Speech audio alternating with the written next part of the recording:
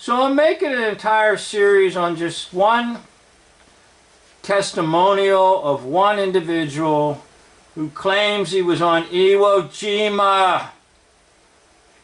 And as I said in my opening video, if you watch this man and listen to this man, you will be convinced that nothing happened on Iwo Jima. Nothing! Except maybe some people made a film to convince you that it was a bloody battle. Well, just look at the smile on his face as he recalls these 36 days of hell. And that's the title of the video, Iwo Jima, 36 Days of Hell, the true story. Well, let's hear the true story now. To tell him that, anyway, we got things together after a while, and then we decided we would go forward and attack, because we thought it was a good time to attack. We had a few people left, and what was left of the platoon next to us from the other battalion, they had lost heavily too. They'd lost their platoon leader, so they were combined with my outfit into one outfit. We would go forward the attack. So we go through this rough country for about 400 or 500 yards. Every so often we stopped by an occasional rifleman who would hit us, one time by a machine gun, but there were not many of them, and it was open enough country that we could take them out, one by one.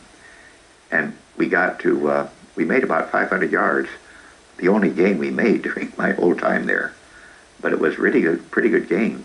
And that brought us into some really rough country where we could see the ocean just beyond us, but we could see that it was dropped off. By this time it's nearly dark. So I told the captain what it was like, and he said, you better find a place to dig in. So we decided to dig in just inside this area, where we began to get some fire from up ahead. So we dug in because it was pretty close to dark. We wanted to dig in before dark. And we began to get some pretty heavy fire about that time from the area ahead. And I lost two people that I really cared about a lot. One was Anthony, the old raider. I say old, he must have been 30, but he seemed old as hell to me. He was badly shot in the hip. I'd sent him out to make sure that there were no caves or snipers left behind the area we had just overrun. And he got shot by somebody doing that. His hip was laid open, and I never saw him again till he would. Why is it so funny, Why does he snicker and laugh when he said he got shot? He said, I sent him out to see if there's any caves or something. He can't even get his own story right. But why would he snicker and laugh if somebody he really cared about got shot? Taken out. I never found out what happened to him. He came from Oklahoma.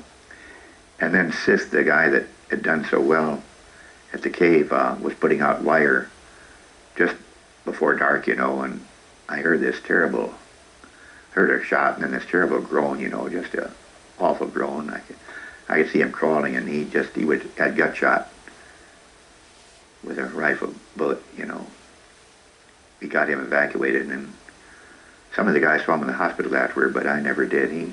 He died about 2 months afterward of peritonitis in the hospital at Pearl. So sad, He's so sad. But yet he's smiling. It's so sad. But he's smiling and snickering. But it's so sad. Now look, I've been around people that have lost loved ones by natural means and by tragedies. And they don't snicker. They have genuine tears many times, and many times they can't even talk about it.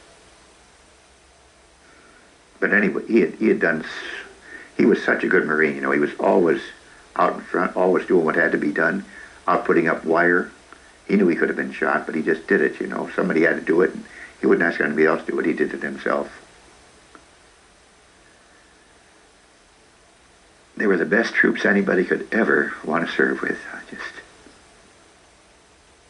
Okay, so you've heard the testimonial of someone on Iwo Jima.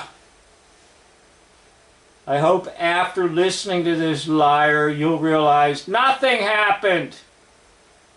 Except maybe there was a film crew that did some filming and tried to convince the world that it was a bloody massacre. Thank you for watching this series. End of video and end of series.